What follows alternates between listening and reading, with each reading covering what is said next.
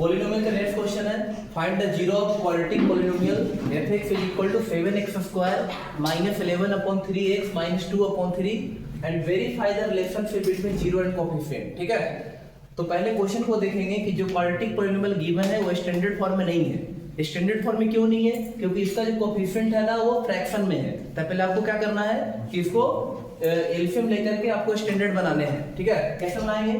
Question है fx is equal to 7x square minus 11 upon 3x minus 2 upon 3। ठीक है, तो पहले जीरो फाइंड आउट करते हैं, लेकिन उससे पहले स्टैंडर्ड बनाना है। आपको एलसीएम क्या लेना है? 3। ठीक है, तो 7 into 3 क्या हो जाएगा? 21x square minus 11x minus 2। ठीक है, तो क्या लिखेंगे? fx is equal to 1 upon 3। 1 upon 3 तो बाहर आ जाएंगे। ठीक है, ब्रैकेट में क्या लिखेंगे? 21x square minus 11x minus 2। ठीक है, ये 1 अपॉन 3 जो है ना इसको अपन k लेट कर सकते हैं। ठीक है, k लेट कर सकते हैं।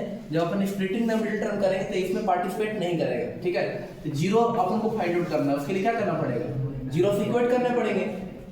ठीक है, अब क्या करना है? 21 into 2। 21 into 2 क्या होता है? 42, लेकिन निगेटिव का आ रहा है 42 ना, तो इसको क्या करना पड़ेगा? ब्रेक करना पड़ेगा ऐसे। तो 21x square minus 14x plus 3x ऐसे ब्रेक किया, दोनों का ऐड करने पे आ रहा है माइनस 11 और दोनों को इंटू करने पे क्या आ रहा है? माइनस 42 आ रहा है। ठीक है, तो इसका मतलब ये है कि हमारे जो स्प्लिटिंग जो हुआ ना बिल्कुल करेक्ट है। ऐड करने पे आ रहा है माइनस 11 और इंटू करने पे आ रहा है माइनस 42। ठीक है, कॉमन ले रहे दोनों में कॉमन क्या है? 7x। ब्रैकेट में क्या लिखेंगे? 3x minus 2। ये दोनों में क्या कॉमन है? 1। जब कुछ कॉमन नहीं है तो समझ जाओ कॉमन में क्या है? 1 है। 3x माइनस 2 यहाँ भी है, 3x माइनस 2 यहाँ भी है। ठीक है, तो अपन जब कॉमन लेंगे 3x माइनस 2, फिर उसका ब्रैकेट में क्या आएगा? 7x plus 1। अब क्या करना है? दोनों टर्म को अलग अलग जीरो से इक्वेट कर दिया ऐसे। 3x minus 2 equal to 0, 7x plus 1 equal to 0। x का एक वैल्यू यहाँ पे आएगा 2 अपॉन 3, x का एक यहाँ पे वैल्यू आएगा माइनस 1 अपॉन 7। देखिए इसको मैंने जीरो से इक्वेट किया, x का वैल्यू आएगा माइनस 2, जब उधर गया तो प्लस 2 बन गया, तो x का वैल्यू निकालेंगे तो 2 अपॉन 3 हो गया। फिर x का यहाँ पे वैल्यू निकालेंगे तो प्लस 1 उधर गया तो माइनस 1 बन गया, 7 नीचे डिवाइड कर दिया। ठीक है, तो यहाँ पे 2x का वैल्यू आया है, तो फर्स्ट x का जो वैल्यू आया उसको हम लोग अल्फा लेट कर लेंगे। फर्स्ट जीरो मतलब अल्फा का वैल्यू गिवन है, और सेकंड x का जो वैल्यू आया है उसको हम लेंगे बोलेंगे बीटा का वैल्यू गिवन है। ठीक है, जीरो फाइंड आउट हम लोग कर चुके हैं। अब उसके बाद नेक्स्ट क्वेश्चन में ये भी बोलता है वेरीफाई करना है। ठीक है, verify the relationship between zero and coefficient. ठीक है, तो कैसे वेरीफाई करते हैं? तो हम लोग यहाँ पे वेरीफाई कर रहे हैं। ठीक है, उसके लिए पहले हम लोग क्या करेंगे? एबीसी का वैल्यू हम लोग रेडी करेंगे। एबीसी मतलब कोएफिशिएंट का वैल्यू रेडी करेंगे। तो x स्क्वायर का कोएफिशिएंट क्या है? 21। तो एक a के प्लेस पे क्या रखेंगे? 21। b का वैल्यू क्या है? Minus 11। b is equal to क्या हो जाएगा? माइनस 11। और c इज इक्वल टू क्या है? माइनस 2। मैंने a b c का वैल्यू यहाँ पे रख दिया। फिर इसके बाद क्या करना है? अल्फा प्लस बीटा का वैल्यू फाइंड आउट करना है। फार्मूला क्या होता है? Minus b upon a। b के प्लेस पे रखेंगे माइनस 11, a के प्लेस पे रखेंगे 21, तो अल्फा प्लस बीटा का वैल्यू क्या आता है? 11 अपॉन 21।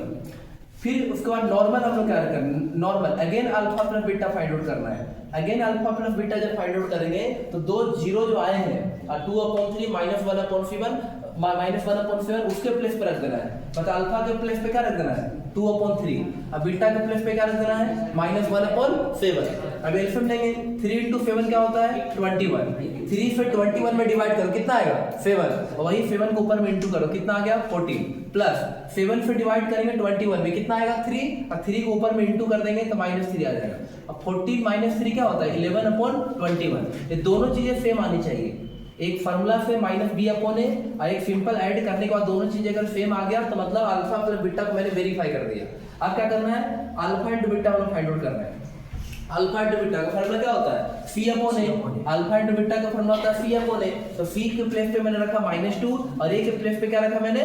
21, तो -2 अपॉन 21 आया। फिर से हम लोग alpha into beta find out कर रहे हैं, तो अल्फा इंटू बीटा कैसे फाइंड आउट करेंगे? फिर से जो अल्फा का वैल्यू आया था 2 अपॉन 3 जो हम लोग जीरो फाइंड आउट किए थे उस अल्फा के प्लेस पे वैल्यू पुट कर दिया, और बीटा के प्लेस पे क्या रखना है? -1 अपॉन 7। कुछ पार्ट इसमें कैंसिल नहीं हो रहा तो इंटू कर देंगे। 2 into -1 होता है -2, 3 into 7 क्या होता है? 21। तो दोनों चीजें सेम आ गया, इसका मतलब है कि प्रोडक्ट भी वेरीफाइड हो चुका है। ठीक है, अल्फा प्लस बीटा जो आया वही यहाँ पे आया, अल्फा इंटू बीटा यहाँ पे आया वही यहाँ पे आया। इसका मतलब यह है कि हमारा जो जीरो जो है और relationship between zero and coefficient जो है वेरीफाइड हो चुका है, ठीक है। तो ये क्वेश्चन जब भी एग्जाम में आएंगे तो 3 मार्क्स में आएंगे बोर्ड एग्जाम में, ठीक है। तो पॉलिनोमियल से टोटल मिलकर 2 टाइप के क्वेश्चन बनते हैं, एक अल्फा बीटा वाले क्वेश्चन रहते हैं, एक वेरीफाई करने वाले क्वेश्चन रहते हैं, ठीक है। उम्मीद करता हूँ आपको समझ में आ गया होगा, ठीक है। ऐसे ही इंपॉर्टेंट क्वेश्चन के लिए नेक्स्ट वीडियो मिलते हैं।